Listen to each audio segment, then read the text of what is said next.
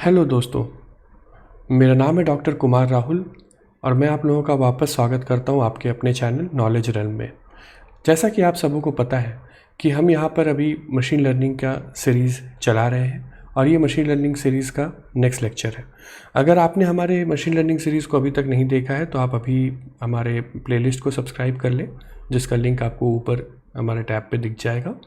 और तो अगर हम थोड़ा रिवाइज़ करें कि हमने क्या क्या ऑलरेडी कर लिया है मशीन लर्निंग में, तो पिछले 3 लेक्चर्स में हमने मशीन लर्निंग का सिलेबस सबसे पहले कंप्लीट किया। उसके बाद हमने टाइप्स ऑफ मशीन लर्निंग देखे कि मशीन लर्निंग कितने तरह के होते हैं, सुपरवाइज्ड, अनसुपरवाइज्ड एंड रीइंफोर्स्ड। और उसके बाद हमने शुरू किया लीनियर रिग्रेशन। हमने लीनियर रिग्रेशन का बहुत ही बेसिक फंडामेंटल चीज़ें देखी पिछले लेक्चर में, अगर आपने नहीं देखा है तो आप बिल्कुल सबसे पहले इसको वीडियो को पॉज करें और उस लेक्चर में जाके ज़रूर देखें। और अब हम थोड़ा सा लीनियर रिग्रेशन को इन डेप्थ देखेंगे। तो लीनियर रिग्रेशन 2 तरह के होते हैं, ये हमने लास्ट लेक्चर में भी डिस्कस किया था, सिंपल लीनियर रिग्रेशन और multiple linear regression. Simple linear regression के केस में हमने कहा था कि जब आपके पास एक इंडिपेंडेंट वेरिएबल हो और एक डिपेंडेंट वेरिएबल हो, यानी कि अगर आपको इंडिपेंडेंट डिपेंडेंट नहीं समझ में आ रहा तो पिछले लेक्चर में हमने उसको भी डिस्कस किया था। इसका मतलब ये है कि एक आउटपुट हो या आपको एक आउटपुट चाहिए जो यहाँ पर स्टॉक इंडेक्स प्राइस है, सेम एग्जांपल को मैं दिखा रहा हूँ, ये यहाँ पे आपका डिपेंडेंट वेरिएबल है, और एक इंडिपेंडेंट वेरिएबल मतलब जो इसको आप ट्यून करेंगे, मतलब इसका रिलेशन इस्टेब्लिश करेंगे आप इसके साथ। तो इस केसेस को कहते हैं हम सिंपल लीनियर रिग्रेशन। और मल्टीपल लीनियर रिग्रेशन क्या होता है? जिस केस में आपके पास एक से अधिक इंडिपेंडेंट वेरिएबल है और आपको उस एक से अधिक इंडिपेंडेंट वेरिएबल को यूज़ करके डिपेंडेंट वेरिएबल को ट्यून करना है। मतलब आप यहाँ पे इस केस में हमारे पास, जो हमने पिछले एग्जांपल में भी देखा था, हमारे पास 2 इंडिपेंडेंट वेरिएबल्स थे जिससे हमें आउटपुट को ट्रेन करना था। तो हमारा जो मेन फोकस है आज लेक्चर का, या जो मशीन लर्निंग में सबसे ज़्यादा यूज़ भी होता है, वो है simple linear regression. So simple linear regression पे हमारा ज़्यादा फोकस रहेगा और हम आज कोशिश करेंगे कि जितना भी पोर्शन हम इसका कवर कर सकें। सो अगर सिंपल लीनियर रिग्रेशन की बात करें, जो हम पिछला एग्जांपल भी हमने देखा, उसमें ये पाया कि अनएम्प्लॉयमेंट रेट, आप देख सकते हैं कि जब ये अनएम्प्लॉयमेंट रेट जब ऊपर से नीचे आप देखेंगे तो ये बढ़ रहा है, तो स्टॉक प्राइस जो है वो घट रहा है। ये एक फिनोमेना हमने देखा और इसको जब हमने प्लॉट किया तो हमने पाया कि कुछ ऐसा एक कर्व बन रहा है। ठीक है, हमने लास्ट लेक्चर में बताया कि इस कर्व में जो एक लाइन फिट करते हैं हम, इसी मेथड को रिग्रेशन कहते हैं।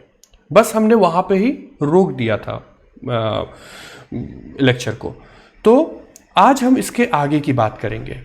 हम बात करेंगे कि हम ये लाइन फिट कैसे करते हैं और इस लाइन को फिट करने के समय क्या क्या चीज़ों का ध्यान रखना होता है।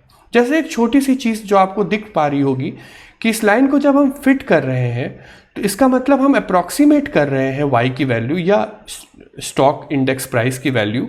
लेट्स से 5.4 पे मैं बोलूँ कि कितना स्टॉक प्राइस होगा, 5.4 अगर अनएम्प्लॉयमेंट रेट है, तो एक्चुअल वैल्यू कहीं यहाँ पर है, बट हम कह रहे हैं कि नहीं, यहाँ कहीं पर होगा।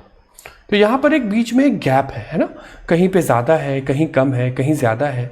तो अब जब हमें एक ऐसा लाइन फिट करना है जिसका जो ओवरऑल एरर है या ओवरऑल गैप है वो कम हो।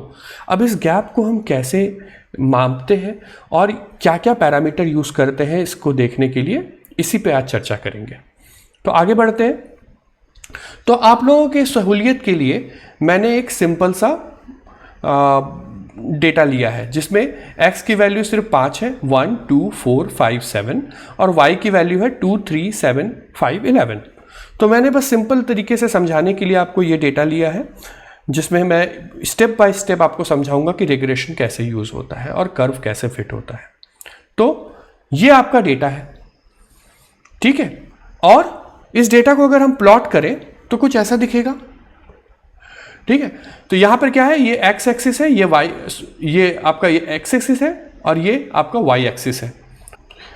सो यहां पर आपको एक स्ट्रेट लाइन फिट करना है इसके ऊपर, और आपको ये ध्यान रखना है कि इस स्ट्रेट लाइन से जो पॉइंट्स का डिस्टेंस है या एरर है वो कम हो। अभी आपको ये नहीं पता कि एरर को निकालते कैसे हैं, और आपको ये भी नहीं पता कि स्ट्रेट लाइन को फिट कैसे करना है, बट आपको एक चीज़ ज़रूर पता है जो मैंने आपको रिवाइज करने को भी कहा था, वो है लाइन का इक्वेशन। सो लाइन का इक्वेशन होता है y = mx + c।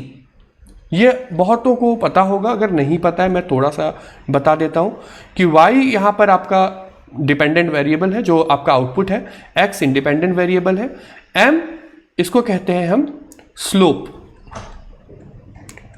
कि लाइन कितना झुका हुआ है, स्लोप, और c होता है इंटरसेप्ट। सो ये कहां पर y एक्सिस को कट कर रहा है, इसको कहते हैं इंटरसेप्ट। तो अगर हमें m और c की वैल्यू पता हो, और हमें ऑलरेडी ऑफ कोर्स हमें x तो पता ही है इनपुट, तो हम y हमेशा कैलकुलेट कर सकते हैं अगर हमें ये दोनों पता हो। अब ये पूरा जो फंडामेंटल है रिग्रेशन का, ये डिपेंड करता है कि ये m और c की वैल्यू को आप निकालेंगे कैसे, क्योंकि वही आपका स्ट्रेट लाइन को डिफाइन करेगा। तो उसके लिए तो चलिए हम इस डेटा के साथ शुरू करते हैं। तो इस डेटा के लिए सबसे पहला जो टर्म यूज होता है वो है लीस्ट स्क्वायर एरर। ये बहुत ऊपर टॉप तरीके से मैं समझा रहा हूं आपको, अभी और डेप्थ में हम जाएंगे। तो सबसे पहले हम निकालते हैं least square error. Least square error क्या होता है? सो आप यहां देख सकते हैं कि ये तो y आपका गिवन है, x और y, बट ये आपको पता, ये आपको सबके लिए तो पता होगा नहीं, ये तो y आपको कुछ के लिए गिवन है। अब कोई आपने जो प्रिडिक्ट किया, आपका जो स्ट्रेट लाइन पे जो y आया, क्या हम मान लेते हैं उसको y प्रिडिक्टेड।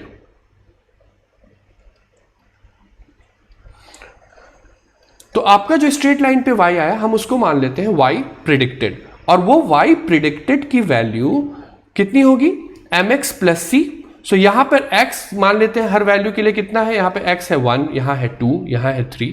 सो अगर हम पहले वैल्यू के लिए, पहले y के लिए y प्रिडिक्टेड निकालना चाहें तो क्या हो जाएगा? m × 1 + c, ये फर्स्ट हो जाएगा, और ये आपका y प्रिडिक्टेड हो जाएगा वैल्यू पहले वैल्यू के लिए, और y एक्चुअल क्या है? ये है 2। तो आपका एरर क्या हो जाएगा इस पर्टिकुलर x के लिए? ये वैल्यू जो आपका प्रिडिक्टेड वैल्यू है -2, ये आपका हो गया एरर। और एरर का स्क्वायर, क्यों? क्योंकि एरर निगेटिव भी हो सकता है, पॉजिटिव भी हो सकता है, तो स्क्वायर लेने से क्या होता है, हम इसकी निगेटिविटी को खत्म कर देते हैं, तो हम इसको एब्सोल्यूट वैल्यू में ले आते हैं, तो इसका स्क्वायर।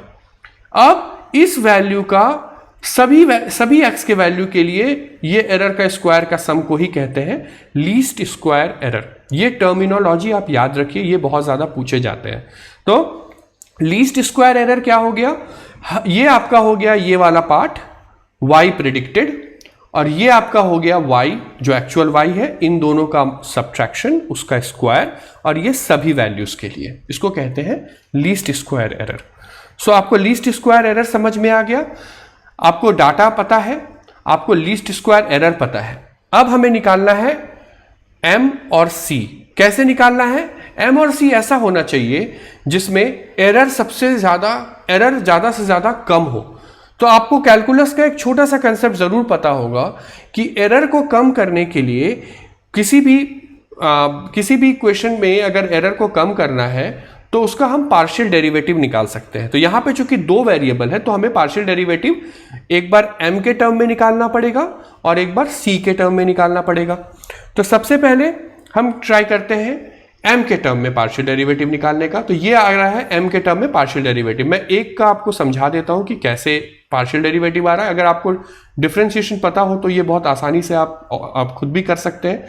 तो यहां पर देख सकते हैं आप, ये m के टर्म में आपको निकालना है, और यहां पे m पे स्क्वायर है, तो आप चेनिंग मेथड लगाएंगे और ये स्क्वायर का 2 आ जाएगा सामने, और m का कोफिशिएंट 1 है, तो m का जो डिफरेंशिएशन हो जाएगा वो 1 हो जाएगा।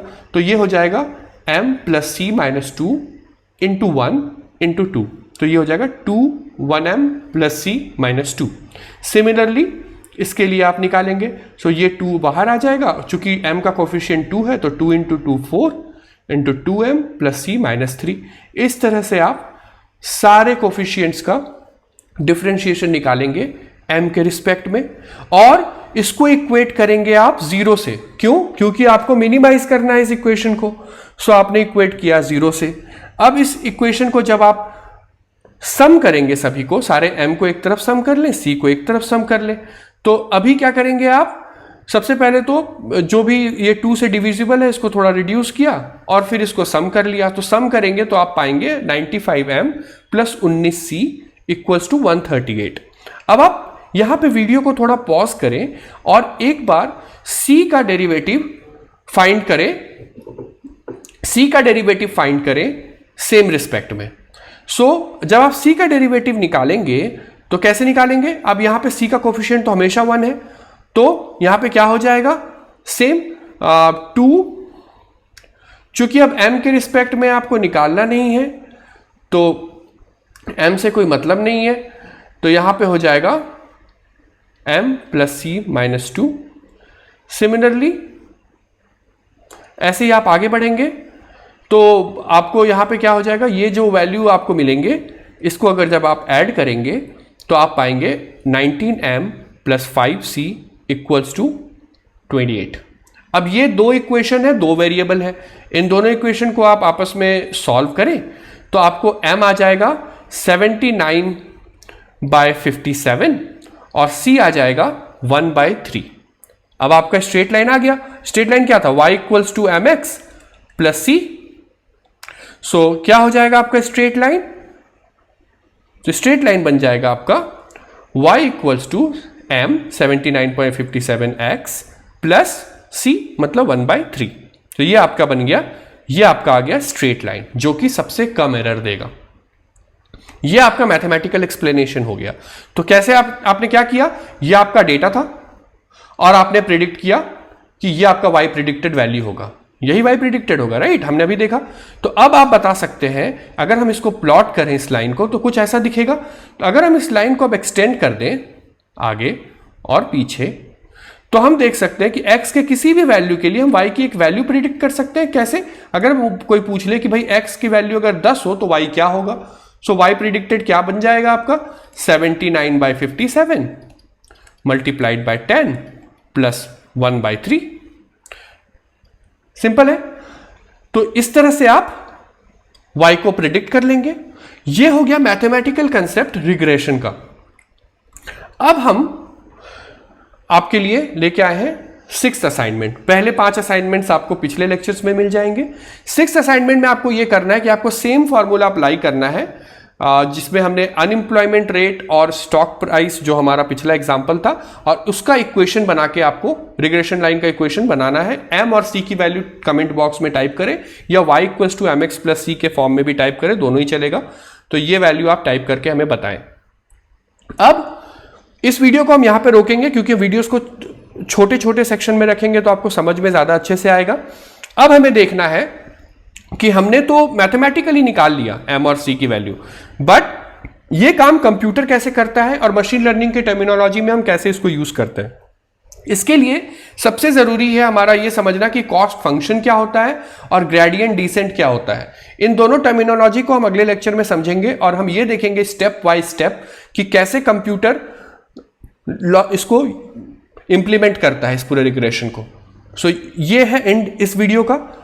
तो आप बने रहें इस चैनल पे। अगर आपने सब्सक्राइब नहीं किया है इस चैनल को जरूर सब्सक्राइब करें, और आप किसी को भी जानते हैं जिसको ज़रूरत है ऐसे लेक्चर्स की तो उनको आप शेयर करें ये वीडियोस। और ये इंटरव्यू या जॉब प्लस आपके प्रोजेक्ट पॉइंट ऑफ व्यू से बहुत ही इंपॉर्टेंट लेक्चर्स हैं, तो इसको अच्छे से आप फॉलो करें। मिलते हैं अगले लेक्चर में। Thank you.